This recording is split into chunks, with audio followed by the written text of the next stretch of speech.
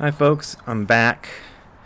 I'm gonna stay away from current events now, and I know that there's gonna be some people out there who don't like the fact that some of us don't want to talk about current events.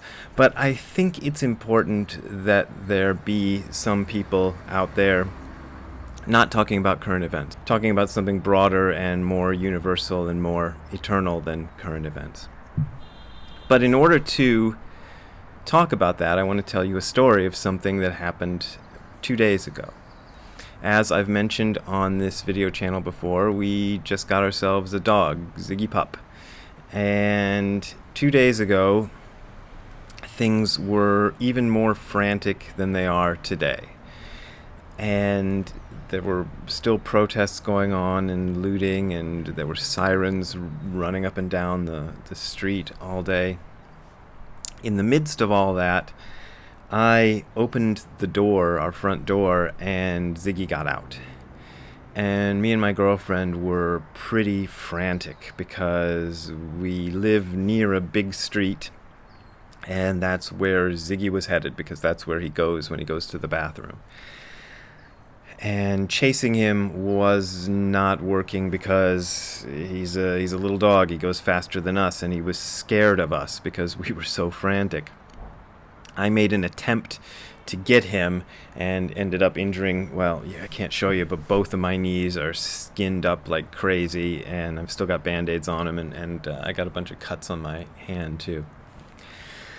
At some point, my girlfriend mentioned that the door was unlocked because we'd run out without locking the door, and as I say, all this craziness was going on, so somebody had to run back and lock the door. So I ran back to lock the door and then enlist her parents, who live next door, to help us try to find Ziggy. Ran back out on the street and all the way down the street, and it's hot, and I realized I had no idea where she had gone or where the dog had gone, so I ran back again, got in her car, and started driving around thinking, maybe I can cover more ground this way, still trying to find her, and it was hopeless, and my mouth was going completely dry because I realized for certain that I had killed our dog.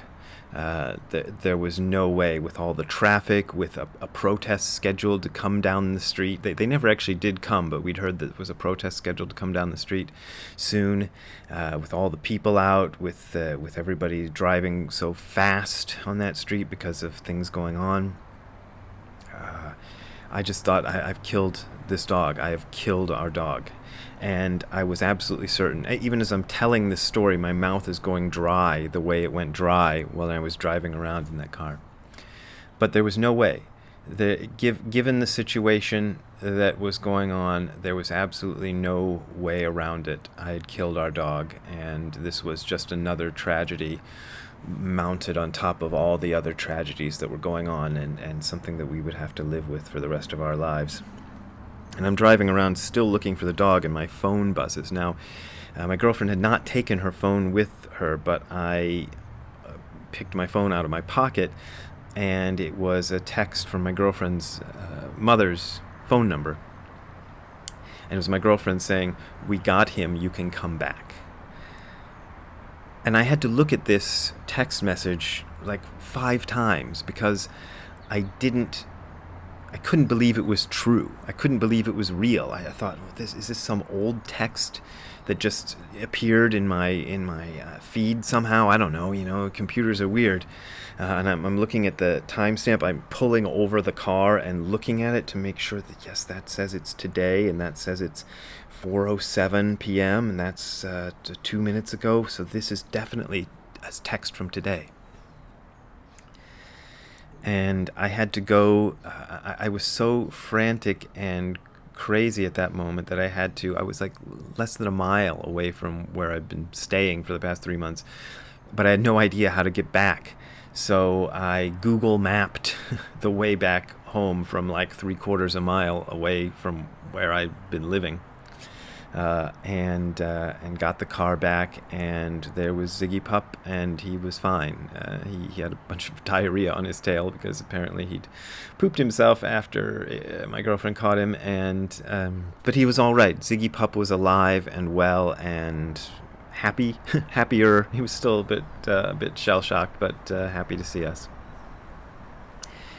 And I thought, that's some kind of miracle. I don't know what kind of miracle, and I don't know how to frame my own personal belief in miracles, but that was some kind of miracle. I mean, everything that happened was in the realm of plausibility. You know, nothing magical happened, but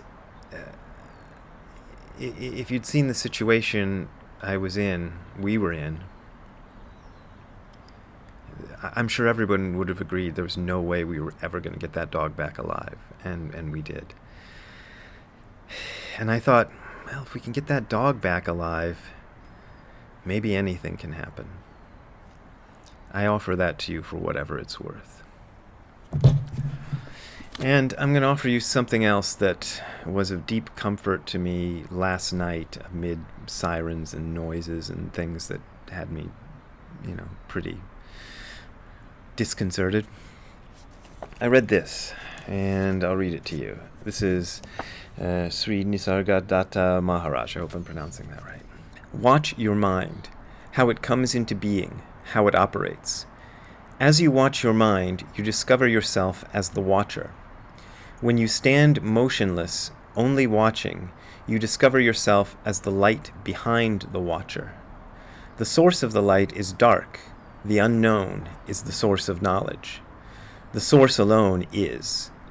Go back to that source and abide there. It is not in the sky or in the all-pervading ether. God is all that is great and wonderful. I am nothing, have nothing, can do nothing, yet all comes out of me. The source is me, the root, the origin is me. When reality explodes in you, you may call it experience of God, or rather, it is God experiencing you. God knows you when you know yourself. Reality is not the result of a process, it is an explosion.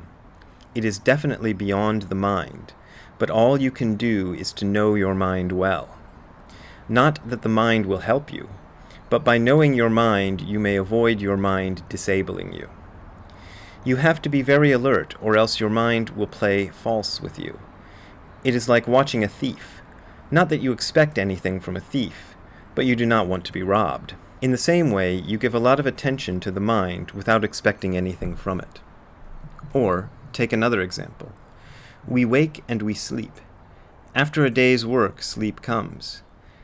Now, do I go to sleep, or does inadvertence, characteristic of the sleep state, come to me? In other words, we are awake because we are asleep.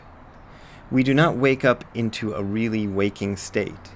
In the waking state, the world emerges due to ignorance and takes one into a waking dream state. Both sleep and waking are misnomers. We are only dreaming. True waking and true sleeping, only the jnani knows, only the realized person knows.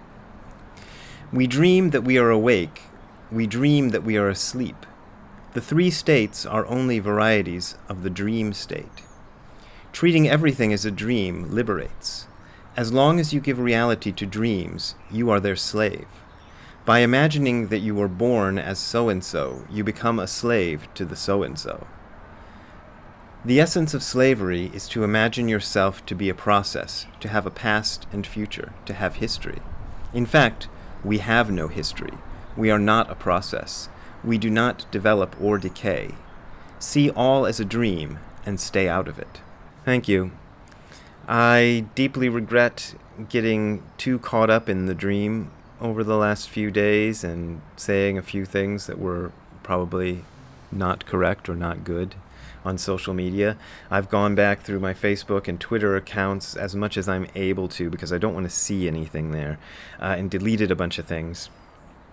So I hope that helps a little bit.